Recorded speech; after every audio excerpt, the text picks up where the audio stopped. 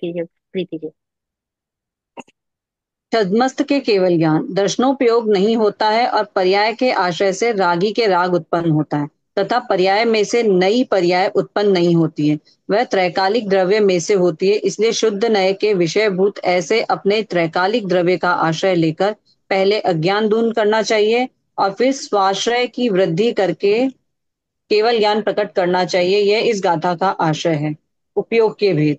ज्ञान स्वभावभूत एक पद के भेद नहीं करते, किंतु जीव जो स्वयं एक पद है उसका वे अभिनंदन करते हैं। उस एक पद के आश्रय से जीव धर्म का प्रारंभ करके निर्वाण को प्राप्त होता है। गाथा 4 से 5 में बताया गया तात्पर्य इस गाथा में भी लागू होता है। राइट। तो अभी हम डायरेक्ट भावार्थ पढ़ रहे हैं कि छद्मस्त के केवल ज्ञान दर्शन उपयोग नहीं होता और पर्याय के आश्रय से रागी के राग उत्पन्न नहीं होता। क्या कहा कि यहाँ तो केवल ज्ञान में। होता हाँ, है। सॉरी। यहाँ नहीं, रागी के राग उत्पन्न उत्पन्न होता होता है है। लिखा है, यहाँ नहीं लगेगा। नहीं नहीं, रागी के राग उत्पन्न होता है, सॉरी, मेरी गलती हो गई पढ़ने में। तो छद्मस के केवल ज्ञान दर्शन उपयोग नहीं होता और पर्याय के आश्रय से रागी के राग उत्पन्न होता है। अगर हमने पर्याय का आश्रय लिया तो क्या उत्पन्न होगा? राग। राग। राग ही होता है। द मोमेंट हमने पर्याय का आश्रय ले लिया तो राग होता है। तथा पर्याय में से नई पर्याय उत्पन्न नहीं होती है। एक पर्याय चली गई, फिर उसके आधार से नई पर्याय उत्पन्न नहीं होती है, तो किसके आश्रय से उत्पन्न हो रही है पर्याय? पर के आश्रय से। आपके आश्रय से। द्रव्य। तो ज्ञान वैचारिक की। द्रव्य में से राइट। होती है। ओके। वह त्रैकालिक द्रव्यों में से ही होती है। पर्याय कहाँ से उत्पन्न हो रही है? द्रव्य द्रव्य में में से। से। ओके। पर्याय कोई पर्याय में से उत्पन्न नहीं हो रही है, द्रव्य में से हो रही है, परंतु वो भी एक फैक्ट है कि पर्याय खुद से ही उत्पन्न होती है। ओके, क्योंकि वो क्या है, खुद से एक उसकी कैपेसिटी है ना। राइट। इसलिए शुद्ध नय के विषयभूत ऐसे अपने त्रैकालिक द्रव्य का आश्रय लेकर पहले हमें क्या दूर करना चाहिए? अज्ञान दूर करना चाहिए। और फिर स्व आश्रय की वृद्धि करके केवल ज्ञान प्रकट करना चाहिए। यानी पहले हमें क्या करना है? भेद ज्ञान, यानी सम्यक दर्शन, यानी पहले अज्ञान को दूर करना है और फिर धीरे धीरे धीरे आगे बढ़ के हमें केवल ज्ञान प्रकट करना है। अब उपयोग के भेद। ज्ञान स्वभावभूत एक पद के भेद नहीं करता। ज्ञान ज्ञान स्वभावभूत एक पद के भेद नहीं करते, किंतु जीव जो स्वयं एक पद है उसका वे अभिनंदन करते हैं। यानी द मोमेंट हमने भेद कर दिया ना, तो हमको पकड़ में नहीं आता है मैं कौन हूँ। गुण भेद कर दिए, पर्याय भेद कर दिए, राइट, हम करते ही है भेद। एक वस्तु को देखते समय, जैसे कि मैं प्रीति जी को देख रही हूँ और मैं फिर बाद में उनका भेद करने लगी, उनका चश्मा, उनका साड़ी का कलर, फिर उनका हेयर या जो वट एवर, अगर I am starting to do भेद, हाँ, तो क्या होगा? मुझे पूरे प्रीति जी ग्रहण नहीं हो रहे। मेरा फोकस चला गया ना एक एक जगह पे, अलग अलग जगह पे।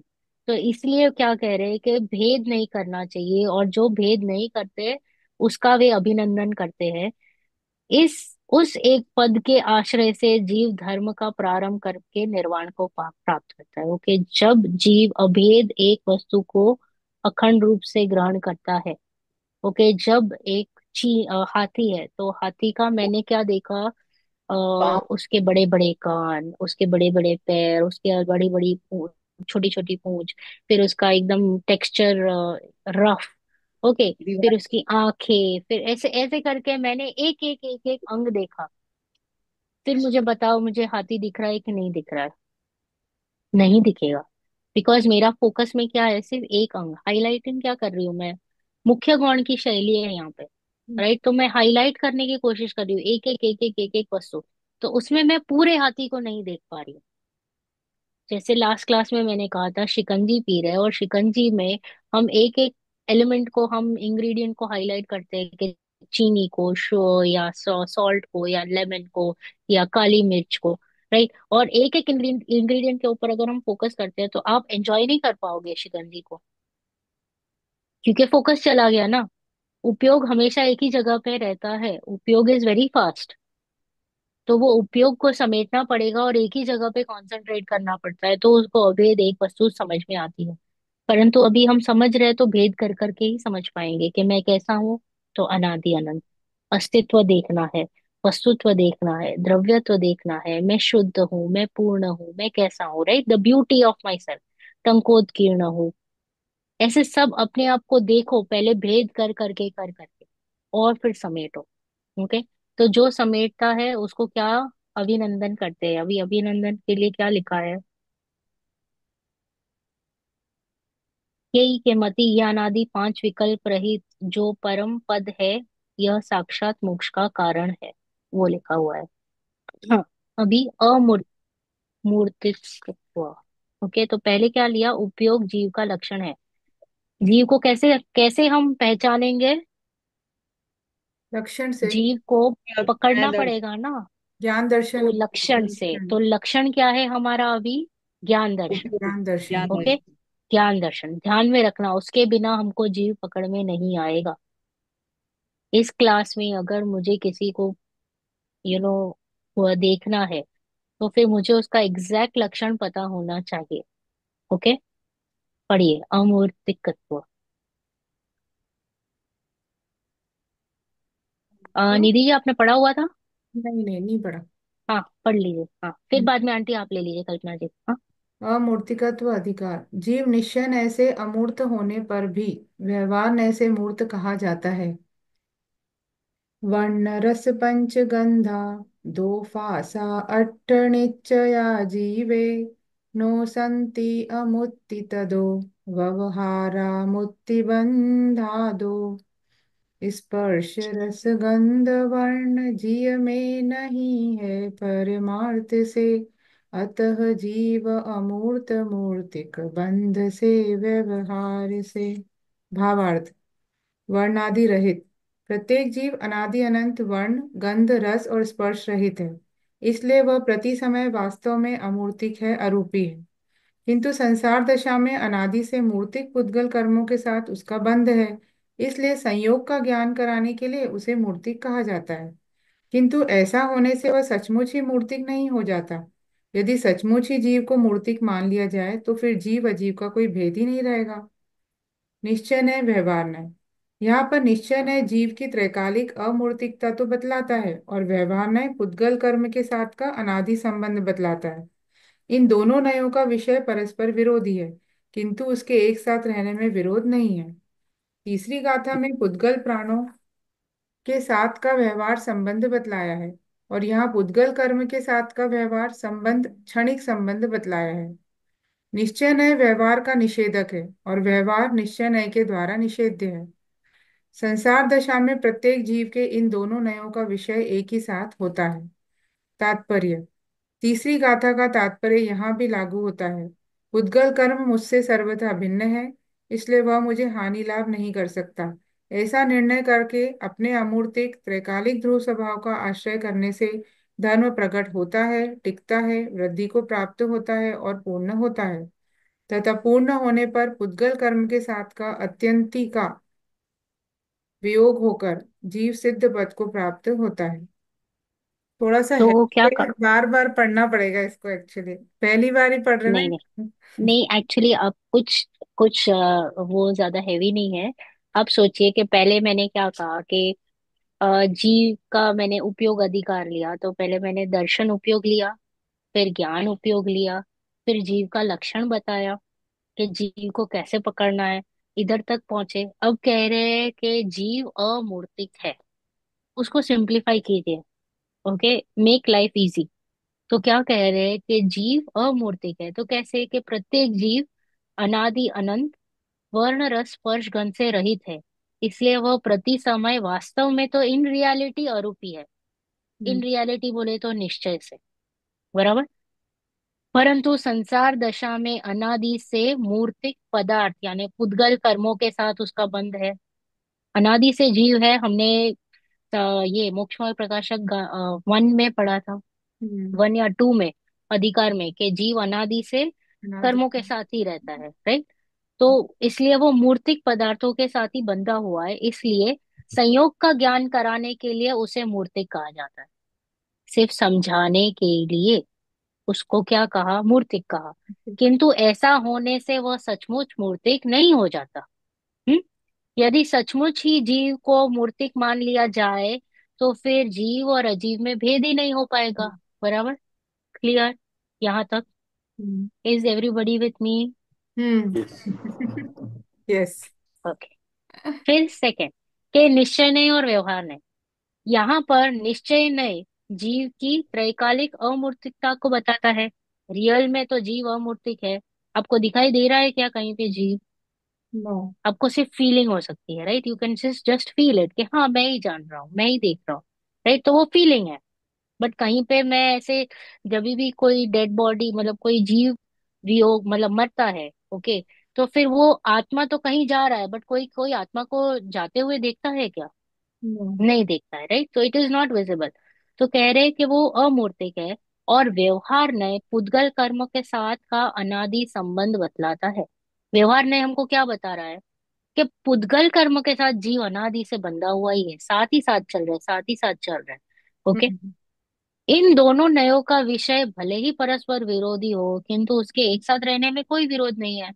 Because I have to show both the sides. कि मैं जीव को बता रहा हूँ कि वो अमूर्तिक है, और एक साइड से मैं सिर्फ आपको समझाने के लिए कह रहा हूँ कि ये मूर्तिक है, समझाने के लिए। Otherwise I will not be able to explain, right? Explain करने के लिए। अभी तीसरी गाथा में पुद्गल प्राणों के साथ का व्यवहार संबंध बतलाया। पुद्गल प्राण है ना हमारे, कौन से पुद्गल प्राण? कल्पना जी आपने कहे अभी 10 प्राण। हम्म। पांच इंद्रिय। 5 इंद्रिय। 5 इंद्रिय, 3 बल, और फिर शाश्वत। और शाश्वत। आयु। आयु और साक्षुत। आयु, बराबर। तो ये तो इंद्र, ये हमने क्लियरली उसको पुद्गल के खाते में ही रख दिया है, और पुद्गल ही है ना कि है जीव।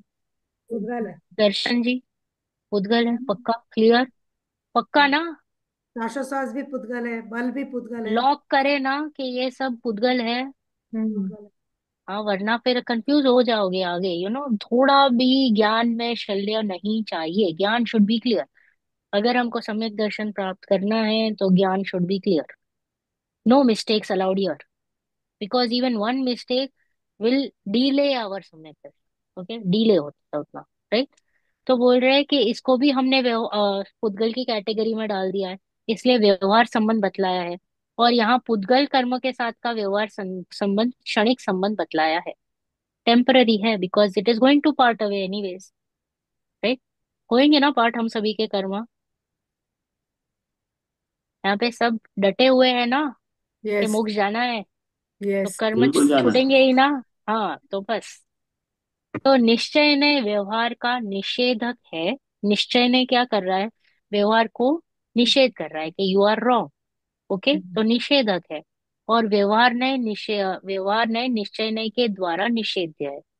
व्यवहार ने इज गेटिंग रॉन्ग्ड बाय निश्चय ने।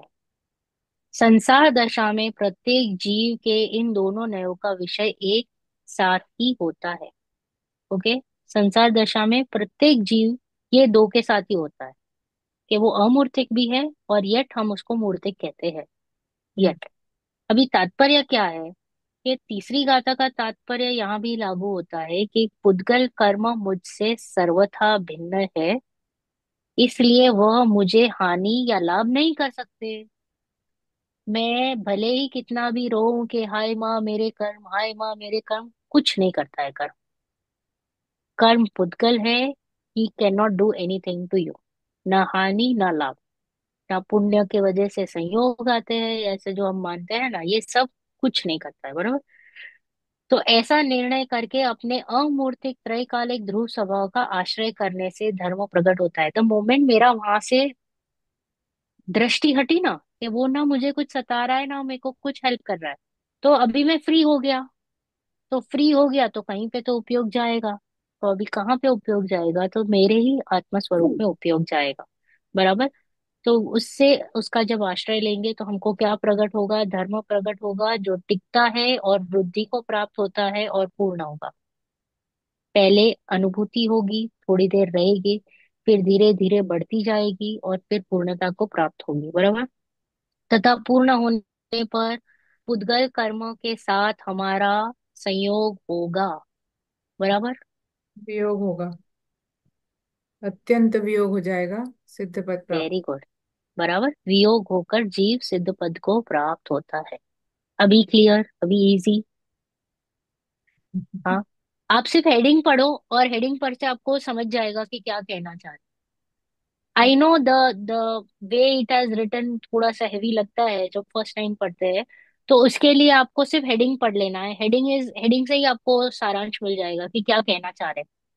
कि कर्ता कर्म अधिकार, तो जीव किसी का कर्ता वर्ता है ही नहीं, बस वही सारांश है उसका।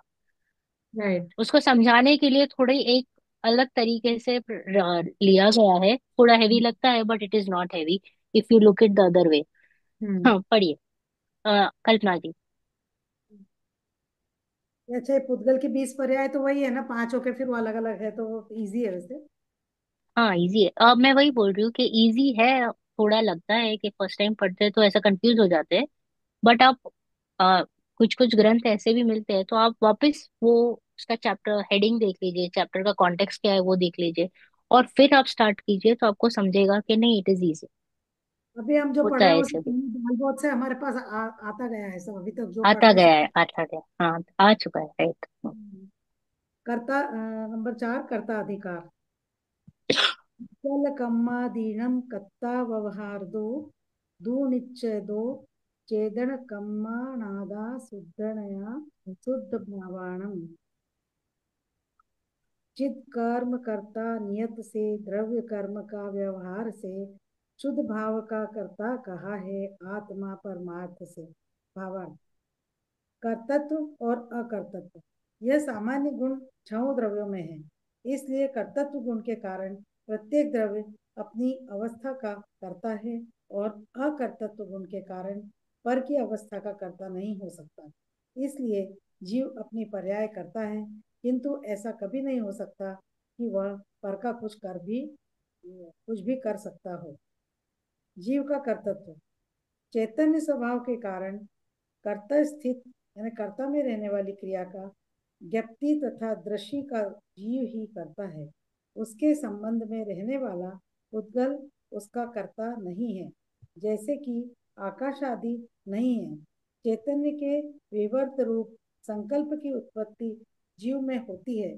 इसलिए सुखाभिलाष रूप क्रिया का, दुख की उद्गेल रूप क्रिया का तथा अपने द्वारा चेतित यानी चिंतन में आने वाले शुभाशुभ भावों की रचना भूत क्रिया का जीव ही करता है, अन्य नहीं। शुभाशुभ कर्म के फलभूत इष्ट अनिष्ट विषय उपभोग क्रिया का सुख दुख स्वरूप स्वपरिणाम क्रिया की भांति जीव ही करता है, अन्य नहीं। इससे यह समझाया है कि उपरोक्त असाधारण कार्यों के द्वारा उद्गल से भिन्न आत्मा अनुमान किया जा सकता है। जीव विकार या अविकार पने से स्वयमेव 6 कारक रूप वर्तता हुआ अन्य कारक निमित्तों की अपेक्षा नहीं रखता। नए, इस गाथा में 3 नए कहे गए हैं: शुद्ध नए, निश्चय नए और व्यवहार नए। यहाँ पर जीव को व्यवहार नए से उद्गल कर्म नो कर्म आदि का कर्ता कहा है। ऊपर कर्तत्व और जीव का कर्तत्व शीर्षक देकर यह बताया गया है कि जीव पर का कर्ता कदापि नहीं है, किंतु उद्गल की क्रिया के समय इस जीव का रागादि विकार भाव निमित्त था। इतना ज्ञान कराने के लिए व्यवहार में से उसे कर्ता कहा है, किंतु यहाँ यह सुनिश्चित समझ लेना चाहिए कि जीव परद्रव्य की पर्याय का कर्ता हर्ता कदापि नहीं हो सकता। शुद्ध नय से जीव और अपने त्रैकालिक शुद्ध स्वरूप के आशय से शुद्ध भाव का करता है। संवर निर्जरा मोक्ष निश्चय सम्यक दर्शन ज्ञान चारित्र निश्चय प्रतिक्रमण प्रत्याख्यान आलोचना ध्यान भक्ति प्रायश्चित और समाधि आदि समस्त निश्चय क्रिया जो कि सत्वित्राता की क्रिया है उसका जीव करता है। निश्चय में से जीव अपने दोष से रागादि चेतन भाव कर्मों का करता है। शुभाशुभ भावों में जीव का करता है। पौद्गलिक कर्म का उदय चेतन भाव का करता नहीं है। यह बतलाने के लिए उसे निश्चय नय की संज्ञा दी गई है, किंतु वह निश्चय नय अशुद्ध निश्चय नय है। शुद्ध नय की अपेक्षा से वह भी व्यवहार नय ही है। इस गाथा में कथित व्यवहार नय पर के तात का संबंध बतलाता है। यह जीवों का व पर द्रव्य का तीन लोक में कुछ भी नहीं कर सकता तथा इसका निमित्त भी नहीं हो सकता, ऐसा समझना चाहिए। तात्पर्य यह है कि शुद्धाशुद्ध भावों का जो परिणमन है उसका कर्तृत्व जीव के है, यह जानने योग्य है। और यह भी निश्चित कर लेना चाहिए कि जीव हस्तादि शरीर की किसी भी क्रिया का कर्ता कदापि नहीं है। ऐसा निश्चित करे तो ही शरीर की या पर पदार्थ की बोलने खाने पीने आदि क्रिया में जो अनादिकालीन जीव की कर्तव्य बुद्धि है वह छूटे और अपने आत्म स्वरूप की भावना करे। जीव को जानकर चैतन्य अचैतन्य स्वभाव के कारण ज्ञान से भिन्न ऐसे जीव समृद्ध का असंबद्ध अजीव को अपने से भेद बुद्धि की प्रसिद्धि के लिए जानो। नित्य निरंजन निष्क्रिय निज आत्म स्वरूप की भावना से रहित अज्ञानी जीव कर्म नो कर्मादि के स्वयं कर्ता न होने पर भी मानते हैं, इसलिए उन्हें कर्म नो कर्म आदि का कर्ता कहा जाता है। विशेष गाथा 26 से 30 तथा 32 से 37 तक भावाशोक बंध पुण्य पाप संबंध निर्जरा और मोक्ष इन जीव भावों से संबंधित है, इसलिए इस गाथा के साथ उन गाथाओं को भी पढ़ना चाहिए। ये थोड़ा हार्ड लग रहा है, कठिन पढ़ने में। मैम आप म्यूट है, आप म्यूट है। मैं हाँ, नहीं कुछ नहीं कुछ मैम। भी हार्ड नहीं है, आप लोड मत लीजिए। कि जीव क्या है, यह सामान्य गुण, अकर्तृत्व और कर्तृत्व के जीव अपने ही गुणों को करता है, यानी छह द्रव्य अपने ही पर्यायों को करता है और अपने को ही भोगता है। ओके, और किसी को कुछ करता हरता नहीं है। तो ये हो गया कर्तृत्व। और अकर्तृत्व में क्या आया कि किसी और का कुछ नहीं करता है, सिर्फ खुद का ही करता है, इस कॉल्ड एज कर्तृत्व। और किसी अन्य का नहीं करना is called as okay okay. अकर्तृत्व। बराबर। और ये क्या है, सामान्य गुण है, यानी सभी द्रव्यों में पाया जाता है। हमने सिर्फ छह सामान्य गुण पढ़े हैं ना, वैसे तो अनंत सामान्य गुण है। तो इसमें से दिस इज ऑल्सो देयर, कर्तृत्व और अकर्तृत्व। यह सामान्य गुण छह द्रव्यों में है, इसलिए कर्तृत्व गुण के कारण प्रत्येक द्रव्य अपनी अवस्था का करता है। ओके, अपनी अवस्था का कर्ता कौन है, वह स्वयं, कोई और नहीं। कि कर्मों ने मुझे तकलीफ दी, या कोई दूसरे व्यक्ति ने मुझे तकलीफ दी, या कोई संयोग ने मुझे तकलीफ दी, या किसी परिस्थिति ने मुझे तकलीफ दी, तो गलत। बोले अपनी अवस्था का कर्ता वह स्वयं है। और अकर्तृत्व गुण के कारण पर की अवस्था का कर्ता नहीं हो सकता। वह जीव पर की अवस्था भी नहीं कर सकता है कि मैं किसी का कुछ करूं। बराबर, समझ में आ रहा है? यस। क्लियर है यहाँ तक? हम्म। तो यहाँ पे हो गया भेद। जो हम करू करू करते हैं, कर्ता बुद्धि है ना हम सभी की। मैं बच्चों को पढ़ा रही हूँ, सिखा रही हूँ, बड़ा कर रही हूँ, खाना खिला रही हूँ, पूरे घर को चला रही हूँ। ऑफिस गोवर्स के लिए ऐसा लगता है कि मैं पूरे ऑफिस को चलाता हूँ, मैंने पैसे कमाए, मैंने ये किया। बोले एक द्रव्य दूसरे द्रव्य का कुछ नहीं करता, क्योंकि उसमें वो गुण है। कौन सा गुण है? Okay okay. कर्तृत्व और अकर्तृत्व। यानी वो स्वयं खुद का ही कर सकता है, अन्य का नहीं कर सकता। खत्म बात। इतने में सब कुछ कह दिया। बराबर। फिर जीव का कर्तृत्व। जीव का कौन सा कर्तृत्व है? चेतन स्वभाव, चैतन्य स्वभाव, यानी जानना देखना। बस वो क्या कर सकता है? उतना ही कर सकता है और कुछ नहीं। यानी अपने गुणों को कर सकता है, अपने गुणों की पर्याय होती है ना। तो हम्म बस उतना ही कर सकता है, उससे ज्यादा कुछ नहीं। उससे ज्यादा कुछ भी करवा लो, वो इट्स नॉट पॉसिबल। तो चैतन्य स्वभाव के कारण कर्तु स्थित कर्ता में रहने वाली क्रिया का, यानी ज्ञप्ति दृष्टि, यानी ज्ञान दर्शन का जीव ही करता है। जानना देखना। उसके संबंध में रहने वाले पुद्गल उसका कर्ता नहीं है। मैं आंखों से जान सकता हूँ, टीवी है इसलिए जान सकता हूँ, लैपटॉप है इसलिए मैं ये जान रहा हूँ, या कान है इसलिए मैं सुन रहा हूँ, इंटरनेट है इसके लिए नहीं, कुछ भी नहीं। समझ में आ रहा है? राइट। हम्म तो उसका कर्ता नहीं है, जैसे कि आकाश आदि भी नहीं है। हम्म बाकी सब में तो हम समझ जाते हैं कि आकाश, धर्म अधर्म, आकाश काल, उसमें तो हमको क्लैरिटी पता है कि भाई कोई कुछ नहीं कर रहा है। हमको सिर्फ तकलीफ है पुद्गल से, क्योंकि वो हमको दिखाई दे रहा है और हमको ऐसे लगता भी है कि वो कर रहा है या मैं कर रहा हूँ। हम्म चैतन्य के पलटा रूप संकल्प की उत्पत्ति जीव में होती है। ओके, इसलिए वो सुखाभिलाषा रूप क्रिया का, या दुख के उद्वेग रूप क्रिया का, तथा अपने द्वारा चेतित यानी चिंतन में आने वाले शुभ और अशुभ भावों की रचना रूप क्रिया का जीव ही करता है, अन्य नहीं। यानी आपको जो सुख भासित हो रहा है या दुख भासित हो रहा है या जो शुभ अशुभ भासित भाव हो रहे हैं, वो कहाँ हो रहे हैं? जीव में ही हो रहे हैं। अपने कर्मों में जीव में ही हो रहे हैं, जीव ही उसका करता है। ओके, वो भी एक ज्ञान में क्लैरिटी होनी चाहिए कि कौन वेदन कर रहा है, सुख का, दुख का, शुभाशुभ भाव का कौन वेदन कर रहा है? जीव में जीव। स्वयं जीव ही। स्वयं। ओके, स्वयं ही करता है, शुभ भावों का या अशुभ भावों का। अभी शुभाशुभ कर्म के फलभूत, जो मैंने शुभाशुभ किया उसके फल से क्या हुआ, मुझे इष्ट अनिष्ट विषय, इष्ट अच्छा लगा या बुरा लगा, वो विषय उपभोग क्रिया का सुख या दुख स्वरूप स्व परिणाम क्रिया की भांति जीव ही करता है, अन्य नहीं। अगेन मुझे सुख दुख हुआ, शुभाशुभ भाव हुआ, तो उसमें कोई वस्तु मुझे इष्ट लगी, कोई अनिष्ट लगी। और जब इष्ट या अनिष्ट लगती है, इष्ट लगती है तो मुझे शुभ भाव उत्पन्न होता है, अनिष्ट लगती है तो अशुभ भाव उत्पन्न होता है। तो वो कहाँ हो रहा है? जीव में। जीव में। जीव में हो रहा है। कोई उसको करा रहा है, नो। कर्मों की वजह से हो रहा है, नो। या कोई संयोग के वजह से हो रहा है, कोई व्यक्ति सामने खड़ी हो गई इसलिए गुस्सा आ रहा है? नो। नहीं, ये सारे भाव कहाँ हो रहे हैं? खुद में हो रहे हैं, खुद ही करता है। तो दोषारोपण चला जाता है। ये तत्व इसमें क्या समझ में आ रहा है कि हम जो दोष देते हैं, कर्मों के ऊपर दोष देते हैं, परिस्थिति के ऊपर दोष देते हैं, व्यक्ति के ऊपर दोष देते हैं, वो सब चला जाता है। क्योंकि क्या समझ में आया कि ये मुझ में ही हो रहा है, ये सब आई एम द रीजन, मेरे से ही हो रहा है, बराबर, मैं ही इसका करता हूँ, कोई और नहीं, कोई और मुझे नहीं करा सकता है गुस्सा, सुखी दुखी कोई कुछ नहीं करा। इससे यह समझाया है कि उपरोक्त असाधारण कार्यों के द्वारा उद्गल से भिन्न आत्मा अनुमान किया जा सकता है। यू कैन अंडरस्टैंड कि आत्मा कोई अलग व्यक्ति है और पुद्गल कोई अलग व्यक्ति है, अनुमान चल रहा है यहाँ पे।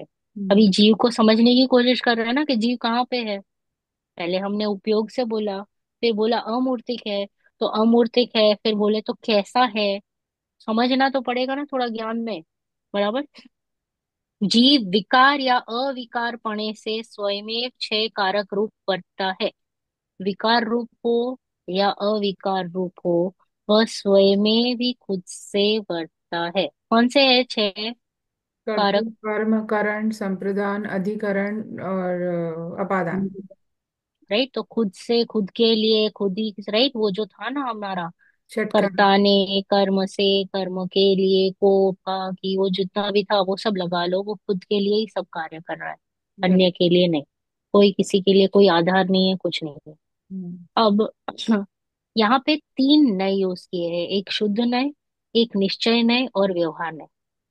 तो शुद्ध नय में क्या कहा कि यहाँ पर जीव को व्यवहार नय से पुद्गल कर्म नो कर्म आदि का कर्ता कहा। व्यवहार नय से हम कहते हैं ना कि मैंने खाना बनाया, मैंने ये किया वो किया, राइट, हम्म। मैंने घर बनाया, तो ये क्या कह दिया, ये व्यवहार नय है। उद्गल कर्म और नो कर्म आदि का कर्ता हम व्यवहार नय से कहते हैं। मैंने बच्चों को बड़ा किया, मैंने बहुत मेहनत की, मैंने ये किया वो किया, दिस ऑल कम्स इन व्यवहार नय, बराबर। फिर ऊपर कर्तृत्व और जीव का कर्तृत्व शीर्षक देकर यह बताया गया है कि जीव पर का कर्ता कदापि नहीं है। व्यवहार ने इसे कहा है, तो इससे क्लियर समझ में आता है कि ये गलत है, ऐसा नहीं हो सकता है, क्योंकि जीव यानी सभी द्रव्य सिर्फ खुद का ही कर्ता काम कर सकते हैं। किंतु पुद्गल की क्रिया के समय किस जीव का रागादि विकारी भाव निमित्त था, इतना ज्ञान कराने के लिए। मुझे राग हुआ ना कि मैं बच्चों के लिए खाना बना दूं, मुझे राग हुआ कि मैं पैसे कमा लूं, राइट, तो ये बताने के लिए व्यवहार ने से उससे करता का। राग किसे हुआ? पुद्गल को तो नहीं हुआ ना, जीव को हुआ। राग जीव को हुआ, और इस वजह से वो क्रिया हुई, वो एक्टिविटी हुई, इसलिए उसको व्यवहार ने से कह दिया कि जीव ने किया, बिकॉज यहाँ पे एक भाव आया राग का। ओके, वो बताने के लिए वो व्यवहार ने में डाल दिया।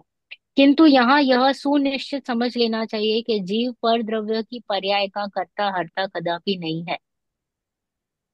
ये क्लैरिटी होनी चाहिए कि एक भी द्रव्य दूसरे द्रव्य का कुछ नहीं कर सकता, परंतु यहाँ पे निमित्त नैमित्तिक संबंध है। मुझे यहाँ पे राग आया कि मेरे बच्चे को भूख लगी है, मुझे खाना बनाना चाहिए, और मैंने खाना बनाया, तो कह दिया व्यवहार से कि हाँ जीव ने ही खाना बनाया, जीव ने ही उसको बड़ा किया, व्यवहार नय से। ओके, बिकॉज यहाँ पे राग उत्पन्न हुआ है। अब शुद्ध नय से जीव अपने त्रैकालिक शुद्ध स्वरूप के आश्रय से शुद्ध भावों का ही करता है। इन रियलिटी जीव क्या कर रहा है? ओनली अपने शुद्ध भावों का करता। दैट इज कॉल्ड है शुद्ध नय। पहले मैंने व्यवहार नय बताया। क्या बताया व्यवहार नय में? कि कह दिया कि जीव ने मकान बनाया, जीव ने ये किया, जीव ने वो किया, ये व्यवहार है। शुद्ध नय से कहा जाए तो सिर्फ जीव खुद के शुद्ध भावों का ही करता है, और कुछ नहीं कर सकता है। यानी ज्ञान दर्शन ही कर सकता है। संवर, निर्जरा, मोक्ष, निश्चय, सम्यक दर्शन, ज्ञान, चारित्र, निश्चय, प्रतिक्रमण, निश्चय, आलोचना, निश्चय तप, निश्चय व्यवहार, निश्चय दान, ये सब जीव कर सकता है। This all goes into the category of शुद्ध नय। यानी इन रियलिटी, इन फैक्ट, जीव वही कर सकता है और कुछ नहीं। अब यहाँ पे एक तीसरा नय लगाया, निश्चय नय, तो उसमें क्या डालेंगे? जीव के जो रागादि भाव हुए ना, शुभाशुभ भाव, वो विकारी भाव है तो जीव के, परंतु है विकार रूप। बराबर। राइट? तो कहने के लिए इसको निश्चय कहा, परंतु शुद्ध की अपेक्षा से वो व्यवहार है। Are we on the same page, Darshan ji? या we are on the same नहीं, पेज। पर इसमें निश्चय ने और शुद्ध ने दोनों, ये जरा। देखो शुद्ध में क्या मीनिंग है कि जीव सिर्फ खुद का ही करता है, हम्म। बराबर है, यानी शुद्ध भावों का, भावों का। शुद्ध भावों का। बराबर। ओके। बट यहाँ पे अशुद्ध भाव भी चल रहे हैं। कौन से? शुभ भाव, अशुभ भाव, दया, दान, व्रत आदि का भाव, फिर गुस्सा, क्रोध, मान, माया, लोभ आदि का भाव। राइट? तो ये हम्म। कौन से हो गए? अशुद्ध भाव। ये हम्म। शुद्ध भाव, यानी शुद्ध निश्चय नय, यानी जीव सिर्फ शुद्ध का ही करता है। परंतु this is also a fact कि जीव में ही राग आदि उत्पन्न हो हम्म। रहे हैं ना, के बाजू में पड़ोस में हो रहे हैं, नहीं हो रहे जीव हैं। में खुद ही में हो रहे हैं, बराबर। हाँ। और एक थर्ड लिया हमने व्यवहार, कि जीव ने खाना बनाया, जीव ने बच्चों को बड़ा किया, जीव ने मकान बनाया, वो जीव व्यवहार है। गाड़ी चला रहा है। राइट? हाँ। हम्म। वो तो व्यवहार है। ये तो थर्ड कैटेगरी, ये तो कंप्लीटली अभूतान, कंप्लीटली। बट यहाँ पे ये जो रागादि भाव है, बिकॉज ये जीव में ही हो रहे हैं, तो इसकी अपेक्षा से इसको निश्चय कहा। किसकी अपेक्षा से? ये व्यवहार नहीं की अपेक्षा से, कि ये गाड़ी चला रहा है, ये खाना बना रहा है, ये बच्चों को बड़ा कर रहा है, इसकी अपेक्षा से इसको निश्चय नहीं कहा। तो तो व्यवहार। निश्चय में हम ऐसे बोल सकते हैं कि दो टाइप के नय है, व्यवहार और निश्चय। और निश्चय नय के दो टाइप है, शुद्ध और अशुद्ध। Very good. राइट? तो अभी ये एक्चुअल में ये विकारी भाव है। राइट? तो इस वजह से इसकी अपेक्षा से इसको भी व्यवहार कह दिया, क्योंकि दिस इज द शुद्ध की रियल, अपेक्षा से। This is the real. शुद्ध की अपेक्षा से इसको भी व्यवहार कहने में आ चुका है। अब निश्चय थोड़ा नहीं। सा क्लियर। हाँ, ये निश्चय वाला रा निश्चय नहीं बोले तो रागादि भावों की उत्पत्ति जो जीव में ही हो रही है, मतलब विकारी भाव। व्यवहार निश्चय और शुद्ध। नहीं तो हम्म। व्यवहार में तो हमको जो भाव आए कि हमको रोटी बनाना है, ये करना है, बच्चे को हम्म। खाना खिलाना, ये सब तो अपने आ गए व्यवहार में। और निश्चय हम्म। के फिर पार्ट हो गए, जिसमें हमारे जो रागादि शुभ अशुभ भाव आते हैं, विकार। तो उसमें शुभ और अशुभ दो कैटेगरी हो गई। लेकिन हम्म। व्यवहार नय की अपेक्षा से उसको निश्चय ने कहा है, लेकिन शुद्ध नय की अपेक्षा से इसको गलत कहा। एक्सेलेंट, निश्चय नहीं वेरी को गुड, व्यवहार में। परफेक्ट। ओके, तो व्यवहार नहीं की अपेक्षा से इसको निश्चय कहा, और शुद्ध नहीं की अपेक्षा से इसको भी व्यवहार कहने में आया है। तो ये भी व्यवहार की कैटेगरी में आएगा, क्योंकि ये अभूतार्थ है, ये हमारे लिए कोई कार्यकारी भी नहीं है, और ये जीव का एक्चुअल परिणामन नहीं है, रियल परिणामन नहीं है, स्वभावगत परिणामन नहीं है। बराबर है? तो जीव भी एक्चुअली कहते, हाँ बताइए। हाँ। नहीं, एक ये अब ये कंफ्यूज हो गया है, इसलिए कि शुभ और अशुभ भाव है, वो भी तो जीव के ही भाव है ना, वो भी तो उनका हाँ, भी तो कर्ता इसलिए जीव ही है उसको ना। निश्चय, हाँ इसलिए निश्चय तो कहा, निश्चय तो कह दिया ना मैंने कि जीव में ही हो रहा है, वो तो हम्म, फैक्ट है। हम्म। ओके। पर ये उसके विकारी भाव है, it is not it's real स्वरूप। इसे सही शुद्ध स्वरूप नहीं है ना। शुद्ध शुद्ध क्या? नय की अपेक्षा से जीव तो सिर्फ अपने शुद्ध भावों का ही करता है। मतलब अपेक्षा लगानी पड़ेगी, शुद्ध नय की अपेक्षा हम्म। से, मतलब अपेक्षा लगानी अपेक्षा पड़ेगी। के बिना नए तो, नए के नए में तो अपेक्षा ही लगती है ना। हाँ तो अपेक्षा मतलब, बिना नए किस, नए कैसे कहेंगे। मतलब द शुद्ध, मोमेंट मैंने नए कहा तो फिर वो अपेक्षा लगानी ही है। मतलब शुद्ध ओके। नय की तो अपेक्षा, मैं, बेसिकली जो निश्चय नय है वो भी व्यवहार नय हो गया, शुद्ध नय हम्म, की अपेक्षा अगर हम हाँ, करेंगे परफेक्ट। तो निश्चय नय राइट। भी व्यवहार नय हो गया, ऐसा। व्यवहार नहीं हो जाएगा, निश्चय वास्तव में में ये शुद्ध भी निश्चय व्यवहार ही में। है। हाँ। मतलब ओके, व्यवहार नहीं रियल में, बट की निश्चय नहीं है, लेकिन शुद्ध नहीं की अपेक्षा से वो व्यवहार, निश्चय में भी व्यवहार है। व्यवहार है। परफेक्ट परफेक्ट, अभी क्लियर सभी को। हाँ, वापिस से पढ़ना पड़ेगा घर पे। हाँ। पढ़िएगा पढ़िएगा, सभी को वैसे ही पढ़ना तो है ही, क्योंकि ये काफी सारा होमवर्क में ही जाने वाला है। बराबर। तो मैं एक बार पढ़ लेती हूँ कि जीव अपने दोष से रागादि चेतन भाव कर्मों का करता है। शुभ अशुभ भावों यानी चेतन भाव कौन कर रहा है, रागादि भाव जीव। ठीक कर रहा है। जीव कर रहा है। बराबर। और पौद्गलिक कर्म का उदय चेतन भाव का करता नहीं है। कर्म के उदय हुए इसलिए रागादि भाव हुआ, ऐसा भी नहीं है। हम्म। यह बतलाने के लिए उसे निश्चय में डाल दिया। क्यों निश्चय में डाला रागादि भावों को? क्योंकि कर्म नहीं करा रहा है रागादि भाव, वरना फिर जीव। हम कर्म के अधीन हो जाएंगे, वही बराबर। फिर उसकी कठपुतली बन जाएंगे। तो वो बताने के लिए उसको निश्चय में डाल दिया कि नहीं, ये तो तुम ही कर रहे हो, तुम ही से हो रहा है, कर्मों की वजह से नहीं हो रहा है। ये भी क्लैरिटी होनी चाहिए हमको ज्ञान में। फिर हाँ, हम बाद में मतलब उसको धुतकारे कि ये विकारी है, ये मेरे से नहीं है, ये कर्मों की वजह से। वो बाद में होता है। पहले एक्सेप्ट तो करो कि हाँ ये भाव मुझ में है। पहले ज्ञान में क्लैरिटी होनी चाहिए कि हाँ ये सब मुझी में हो रहा है। बाद में उसको आप कहे तो पहले तो बच्चा मेरा है, वो तो फैक्ट है। हाँ। और बच्चे ने बुरे काम किए तो हम बोलते हैं ना कि तू घर से बाहर निकल, तू मेरा बच्चा नहीं है। तब आप कितने जोर से कहते हो कि तू मेरा नहीं है, तू निकल जा। पर बैक ऑफ द माइंड पता है ना कि वो आप ही का बच्चा है, कि हम्म, नहीं पता है। पता है। तो यही बात है कि पता है ये रागादि मेरे ही है, फिर बाद में हम उसको ऐसे बोलेंगे तू मेरा नहीं है, तू जा, तू हम्म, कर्मों की वजह से है, तू जा, तेरे यहाँ पे कोई सत्ता नहीं है, you are not allowed here. But पहले तो वो क्लैरिटी होनी चाहिए ना, वरना उसको पागल बोलेंगे। अगर वो ऐसे बोलेगा तू मेरा नहीं है, एंड वो रियल में मान लेगा कि ये मेरा बेटा नहीं है, तो वो तो माँ पागल बोलेंगे ना कि ये तेरा ही बेटा है। बट ये माँ को पता है कि ये मेरा बेटा है, और फिर वो उसको बोलती है कि तू बुरे संगत का है, तू वहीं पे जा, अब इस घर में तेरा कोई काम नहीं है। ऐसे हम ललकारते हैं रागादि भाव को बाद में। पहले ज्ञान तो होए कि हाँ ये मुझ में हो रहा है, वरना हम कहीं पे कौन सा आभास हो जाता है नहीं पता चलता है। निश्चय आभास हो जाता है हमको। तो हम्म, वो आभासों से बचने के लिए, भ्रम से बचने के लिए ज्ञान क्लियर होना चाहिए। वरना हम बोल देंगे कि हाँ कर्मों की वजह से राग हो रहा है क्योंकि हमने पढ़ रखा है। ऐसा नहीं होता है। इसलिए क्लैरिटी होनी चाहिए तो सम्यक दर्शन होता है, क्योंकि तभी हम ललकारते हैं, तभी हमने स्वीकृति पूर्वक उसका निषेध किया हुआ है। स्वीकार है और फिर उसका निषेध है। तो जब स्वीकृति पूर्वक निषेध होता है या मुख्य गौण होता है, तब सम्यक दर्शन होता है। अब आगे ये पढ़ लीजिएगा, I and the class. I want Darshan ji and Kalpana ji, please start your एकत्व भावना, और कौन सी भी जो भी भावना आपको लेनी है वो स्टार्ट कीजिए। I just mute my self and video of करूंगी, आई विल लिसन। ओके। या चौथी भावना है, मेरे को करना है। उसके बाद प्लीज जिनवाणी ले लीजिएगा और नौवा नमोकार मंत्र लेके फिर। ठीक है, पहले दर्शन आंटी, पहले दर्शन जी को कर लीजिए, वो दूसरी भावना है उनकी, फिर आप कर लीजिएगा।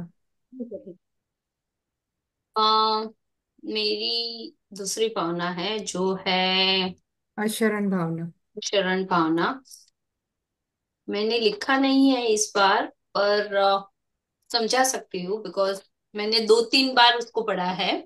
ओके। तो बेसिकली अशरण भावना को यहाँ पे असहाय भावना बोला गया है। अशरण भावना में एक ही चीज बोली है इन समरी की, इस दुनिया में कोई भी चीज शरण लेने लायक नहीं है। अगर हमें किसी की शरण लेनी है तो अपने शुद्ध आत्मा की ही शरण लेनी चाहिए। और इसमें इसकी मैं पहले स्टार्ट करूंगी इसकी छंद से और फिर आगे। दल बल देवी देवता, मात पिता परिवार, मरती पिरिया जीव को, कोई न राखन हार। तो इसका मतलब यह है कि इस जीव को मरण काल आने पर कोई भी सेना, देवी देवता, माता पिता, कोई भी और कोई परिवारजन, कोई भी नहीं बचा सकता। सिमिलरली हम लोग ने देखा था कि अनित्य भावना में भी यही बोला था। बट अनित्य भावना और ये अशरण भावना में एक ही डिफरेंस है कि अनित्य भावना में हम लोगों ने ये समझा कि ये सब चीज क्षण भंगुर है और ये सब चीज नित्य नहीं है, अनित्य है, एक जगह पे टिकती नहीं है। सिमिलरली यहाँ पे अशरण भावना में हम लोग अनित्य भावना का तो ध्यान कर ही रहे हैं, बट इसके साथ ये भी बता रहे हैं कि ये सब क्षणभंगुर है, इसीलिए इसकी शरण लेनी नहीं चाहिए, हमें अपनी शुद्धात्मा की ही शरण लेनी चाहिए। तो अशरण भावना का जब भी हम लोग ये रीड करते हैं तो उसमें अनित्य भावना और अशरण भावना को बहुत कंपेयर किया गया है और डिफरेंस समझाने का ट्राई किया है कि अनित्य इज जो सेम नहीं है और जो रहने वाला नहीं है, क्षण भंगुर है। और अशरण मतलब ये सब क्षण भंगुर है, इसीलिए इसकी शरण नहीं लेनी चाहिए। इसमें एक अच्छा सा ये भी एग्जाम्पल दिया है कि एक सिंह है, काल रूपी सिंह है, और एक मृग है। तो मृग अगर जंगल में घिरा हुआ है तो सिंह होगा तो उसका उसको कोई बचाने वाला नहीं है। वैसे ही यहाँ पे सिंह की जगह पे आप आपके सिंह को काल गिन लो, काल रूपी सिंह, और अपने जीव को मृग समझ लो। तो यही एग्जाम्पल दिया है कि जब भी आपका काल आएगा, जब आपका टाइम यहाँ पे आयु कर्म खत्म होने वाला है, तभी आपको कोई बचाने वाला नहीं है। तभी आप माता पिता परिवार देवी देवता कुछ भी करोगे, अगर आपका आयु कर्म आ गया है तो आपका जाना ही है और आपकी पर्याय चेंज होने ही वाली है। तो इसी तरह इसको बोला है कि अशरण भावना इज नथिंग बट असहाय भावना। और आई थिंक यही समझाया है पूरा। हम्म। हाँ, मेन तो हाँ, अंतर भी आपने बता ही दिया है, जो हम्म। अंत्य भावना और अशरण भावना में, राइट। मेरा एक इसमें पॉइंट है। पॉजिटिव, हाँ बताइए। नहीं, मेरा पॉइंट है जो ये बोल रही हैं कि मतलब अशरण भावना है तो हमको किसी को शरण लेनी नहीं चाहिए। लेकिन इसमें पॉइंट ये है कि जीव जो है ना वो हमेशा कुछ ना कुछ आशा पास में बना रहता है, और उसको ये रहता है कि चलो यहाँ ये नहीं हो रहा तो कोई मुझे बचा लेगा। तो वो उसको ये बताया है कि आप कहीं पे भी चले जाइए तीनों लोक में, भले अरिहंत भगवान के पास चले जाओ, तीर्थंकर भगवान के पास चले जाओ, कोई चाह के भी आपको नहीं बचा सकता, क्योंकि जो अपना सिद्धांत है कि एक द्रव्य दूसरे द्रव्य का कुछ नहीं कर सकता। तो बेसिकली यही है कि आदमी को वो जो एक वो जो उम्मीद और आशा रहती है कि नहीं नहीं कुछ कुछ करके बचा लूंगा, कुछ करके ये हो जाएगा, वो सब कुछ करके कुछ नहीं होने वाला है। वो चीज वो क्लैरिटी लानी है कि तुम कहीं पे भी चले जाओ पूरे तीनों लोक में, कहीं कुछ होने वाला नहीं है, इसलिए उस तरफ का अपना उपयोग लगाना ही नहीं है। मतलब ये है कि इसलिए मतलब ये मैं उस पर थोड़ा सा पॉइंट समझा था कि ये चीज ये क्लैरिटी लाने के लिए अशरण भावना, अनित्य भावना तो क्लियर है ये कि वो तो उस कभी मतलब जो नित्य तो कोई चीज रह नहीं सकती। लेकिन अशरण में ये है कि कहीं पे भी चले तीनों लोग में कहीं पे भी कोई शरण नहीं है, इसलिए अपना उपयोग वहां नहीं लगाना, ये मैं समझा। हाँ तो इसमें, और इसमें एक एडिशनल पॉइंट ये भी है कि आप जब भी ये समझ लेते हो कि ये सब अशरण भावना का मीनिंग समझते हैं और हमें ये पता चलता है कि अपने शुद्धात्मा का ही शरण लेना चाहिए, तो क्यों लेना चाहिए, तो उसमें ये भी बात बताई गई है कि अगर आप अपने आत्मा की शरण लेते हो तो आपको मृत्यु से बचने के लिए कोई भी शरण खोजने की जरूरत नहीं पड़ती है। आपको खुद ही समझ में आ जाता है कि आप अपनी आत्मा कभी मरती नहीं है, ये तो सब पर्यायी ही है जो चेंज हो रही है। और दूसरा, हमारी जो आकुलता व्याकुलता होती है उन सब से हम लोग बच जाते हैं और हमें सच्चे सुख की प्राप्ति होती है।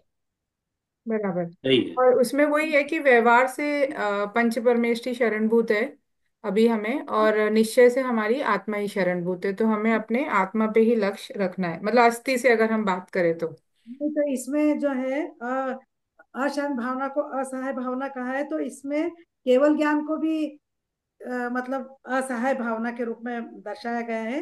मतलब हम्म। जिस ज्ञान को पर पदार्थों को जानने के लिए इंद्रिय आदि की आवश्यकता नहीं हो, किसी भी की सहायता, इसलिए उसको असहाय केवल ज्ञान भी कहा गया है। मतलब ये हाँ। पॉइंट भी एक हाँ, केवल ये ज्ञान को भी, है। क्योंकि इसको जानने के लिए केवल ज्ञान को किसी इंद्रिय की और किसी चीज की आवश्यकता नहीं होती है।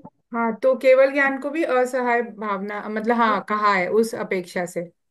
नॉर्मल वे में हम असहाय वो समझते हैं कि कोई हेल्प ये हेल्पलेस हो गए। ये हाँ हेल्पलेस है, बेचारा है मतलब। हाँ, हम्म। लेकिन ये असहाय का मतलब दूसरा है यहाँ दूसरा पे। है। इंद्रियों, बराबर। मतलब इंद्रियों से मतलब है कि हमको किसी इंद्रियों की आवश्यकता नहीं है। किसी हाँ इसको ये स्वयं में इतना समर्थ है कि इसको किसी की जरूरत नहीं है, इसलिए उसको असहाय बोला है। हाँ, बोला। हम्म। अच्छा, अब मैं आंटी आप ले लीजिए। ना, है ना, और कुछ तो है नहीं, हो कवर कर ही लिया आई थिंक। चौथी भावना एकत्व भावना के बारे में बताना है। तो सबसे पहले तो अनुप्रेक्षा। अनुप्रेक्षा मतलब चिंतन, बार बार किसी चीज का हम गहराई से चिंतन करते हैं, उसके स्वरूप पे बार बार विचार करते हैं, उसको हम अनुप्रेक्षा कहते हैं। तो मैं एकत्व भावना के बारे में बताने जा रही हूँ। जो हमारी निज भगवान आत्मा को छोड़कर, मतलब हमारी आत्मा को छोड़कर शेष जितने भी है सब, वह सब द्रव्य और जड़, द्रव्य जड़ है। इस संसार में यह आत्मा जीवन मरण और सुख दुख को अकेले ही भोगता है, और नरक निगोद स्वर्ग या मोक्ष से भी अकेला ही जाता है। तो अनित्य अशरण व संसार भावना के चिंतन में संयोगों की क्षणभंगुरता, अशरणता व निरर्थकता तथा निज स्वभाव की नित्यता, चरणभूतता एवं सार्थकता सब कुछ स्पष्ट हो जाने पर भी ज्ञानी अज्ञानी को अपनी अपनी भूमिका अनुसार सुख दुख मिलकर भोगने का विकल्प थोड़ा तो बना ही रहता है। उसको जड़ से उखाड़ने के लिए एकत्व और अन्यत्व भावना का चिंतन किया जाता है। एकत्व और अन्यत्व भावना में अस्थि यानी पॉजिटिव और नास्ति यानी निगेटिव, ये दो का ही फर्क है। एकत्व भावना में भी मैं एक हूँ, और अन्यत्व भावना में भी देह आदि पदार्थ मेरे से भिन्न है, वो मेरे नहीं है। दोनों भावना के कथन में करने का तरीका अलग अलग है, लेकिन दोनों का तात्पर्य एक ही है। एकत्व भावना का स्वरूप स्पष्ट करने के लिए एक ये छंद है, जैसे आप अकेला अवतरे, मरे अकेला होए, यो कबहू या जीव को साथी सगा न कोय। जन्म से लेकर मरण तक की स्थिति में प्रत्येक परिस्थिति में अकेलापन दर्शाया गया है। वस्तु स्थिति के अनुसार कोई किसी का साथ दे नहीं सकता। आचार्य कुंद कुंद ने भी एकत्व विभक्त आत्मा की चर्चा समय सार में की है। एकत्व अखंडता का सूचक है। एकत्व वस्तु का त्रिकाली स्वभाव, तत्संबंधी चिंतन, घोलन, मनन, तद्रूप परिणाम एकत्व भावना है। मतलब एकत्व भावना अर्थात निश्चय रत्नात्रय, जिसका एक लक्षण है अनंत गुणों का आधारभूत केवल ज्ञान ही एक सहज शरीर है। यहाँ शरीर शब्द का अर्थ स्वरूप है, मतलब हमारे पुद्गलिक शरीर से मतलब नहीं है इसका, इसका हमारे स्वरूप से मतलब है। सत्य धातुमय और औदारिक शरीर नहीं है इसका मतलब। मरण समय के समय जीव अकेला ही दूसरी गति में जाता है, शरीर आदि जीव के साथ नहीं जाते। जब जीव रोग आदि से घिर जाता है, तब भी विषय कषाय रूपी दुर्ध्यान से रहित निज शुद्धात्मा ही उसका सहायक होता है। यदि चरम शरीरी हो तो शुद्धात्मा की आराधना से उसी भाव में केवल ज्ञान आदि की प्रगटता रूप मोक्ष प्राप्त होता है। यदि चरम शरीर न भी हो तो भी संसारिक स्थिति कम करके देवेंद्र आदि संबंधी पुण्य सुख प्राप्त करता है, स्वर्ग आदि प्राप्त होते हैं, और तप और ध्यान के योग से स्वर्ग आदि प्राप्त करता है, और आगामी भाव में सुख प्राप्त करता है, अक्षय सुख की प्राप्ति होती है। बारह भावना का चिंतन करने से यह दृढ़ता आती है कि महानता एकत्व में ही है, अकेलेपन में ही है। मानव अकेला ही मरता है, जन्मता है। यदि जन्म मरण का साथी खोजे तो इसका अर्थ है निगोद का आमंत्रण देना। साथ और संयोग में बहुत अंतर है। निगोद में अनंत जीवों का संयोग है, लेकिन साथ नहीं, क्योंकि वे जीव एक क्षेत्रावगनत्व तो है, दो चार व्यक्ति मिलजुल कर तीर्थंकर चक्रवर्ती नहीं होते, दोनों एक एक ही होते हैं। आत्मा का अकेलापन अभिशाप नहीं वरदान है। इसलिए आचार्य भगवंतों का यही आदेश है कि संपूर्ण जगत से दृष्टि हटाकर एकमात्र अपनी आत्मा की साधना करो, आराधना करो, उसे ही जानो, पहचानो, उसी में रम जाओ, उसमें समा जाओ। इससे ही अतीन्द्रिय सुख और आनंद की प्राप्ति होती है। पर को छोड़ने के लिए, पर से छूटने के लिए इससे भिन्न कुछ भी करने की आवश्यकता नहीं है, क्योंकि पर तो छूटे हुए ही हैं, वे कभी अपने हुए ही नहीं। हमने तो अज्ञानवश उनको अपना मान रखा है और रागवश दुखी हो रहा है। जगत में संयोग है पर साथ नहीं। संयोगों से इनकार करना भी भूल है और साथ मानना भी भूल है। संयोग क्षणभंगुर है, अशरण है, असार है, पर है अवश्य, लेकिन साथ तो नहीं है। एकत्व भावना का मूल अकेलापन एकत्व है। अतः एकत्व ही सत्य है, एकत्व ही सुंदर है और एकत्व ही कल्याणकारी है। सुख शांति एकत्व के आश्रय से ही प्राप्त होती है। एकत्व भावना का सार तो एकत्व पहचानने में ही है और एकत्व की आराधना ही सच्ची आराधना का सार है। इसमें एक्चुअली वो ये भी एक अच्छा बताया था इसमें भारत जी ने कि संयोग और साथ में अंतर। हाँ, वो एग्जाम्पल था, मैंने नहीं दिया। हाँ, जैसे वो कि भी वो अच्छा है कि संयोग में, हाँ, ये भी संयोग शामिल करके। पिता स्टेशन पर बेटे को बिठाने के लिए गया, भीड़ बहुत थी। जब वो वापस आया तो उनने पूछा कि भाई कैसा रहा, तो बोले कि बहुत ज्यादा भीड़ थी, बहुत मतलब वो था। तो उसका एग्जाम्पल उन्होंने कि भाई भीड़ थी, मतलब सहयोग तो बहुत सारे थे, लेकिन उस भीड़ में भी वो अकेला था, मेरे कोई साथी बराबर। नहीं था। इसलिए हाँ एग्जाम्पल बहुत सारे हैं। हाँ, पर नहीं, हाँ, बस मैंने तो बस वो पॉइंट ही लिखा था एक्चुअली आंटी कि संयोग और साथ में अंतर है। संयोग में सहयोग शामिल करने पर साथ होता है, ऐसा करके उसमें लिखा था। और इसमें वही एक पॉइंट और है कि कोई साथ नहीं देता तो अपन जैसे बोलते कोई साथ नहीं देता तो वो द्वेष बुद्धि हो गई। पर कोई साथ दे ही नहीं सकता है नहीं तो ये था। बेसिकली उदासीन भाव हो गया। तो आपको विकल्प ही नहीं रहेगा और अपेक्षा नहीं रहेगी। तो ये भी एक अच्छा पॉइंट था इसमें और एक भाव में। एक अच्छी सी लाइन है कि आत्मा का अकेलापन अभिशाप नहीं है, वरदान है, ऐसा वरदान है। समझो। बराबर। क्योंकि हम लोग समझते हैं कि अरे इतने सारे लोग हैं, हम लोग अकेले हैं, ये है वो है। पर ये अच्छा है कि आप खुद की आत्मा में रह पाओ। रह पाओगे, करेक्ट करेक्ट, ये भी है ना हो। एग्जाम मुझे अकेले ही देना है और मुझे ही पास होना है। मैं कितना भी सब क्लास में बैठूं, सबसे सुन लूं, है ना, लेकिन मुझे ही लिखना पड़ेगा तभी पास होऊंगा। और कोई मुझे पास नहीं कर सकता। पढ़ा सकता है, लिखा सकता है, डिस्कस कर सकता है, लेकिन एग्जाम तो मुझे ही देना है। वो चीज क्लैरिटी होनी चाहिए। राइट, ये अच्छा है एकत्व अतुल भावना। जी, मेरे बेटे को बोलूंगी मैं, उसकी एग्जाम आ रही है। एकत्व भावना। ठीक है। नेक्स्ट उसमें मनीषा जी आप कर लीजिएगा और मेरा हो जाएगा फिर। चलो, है ना, स्तुति कर जिनवाणी लेते स्तुति बोल लेते हैं, हाँ। या वाणी के ज्ञान से सूझे लोकालोक। सोवाणी मस्तक नमो सदा देत हो डोक। जावाणी के ज्ञान ते सूझे लोकालो। सोवाणी मस्तक नमो सदा देत हो डोक। नौबार ओंकार मंत्र।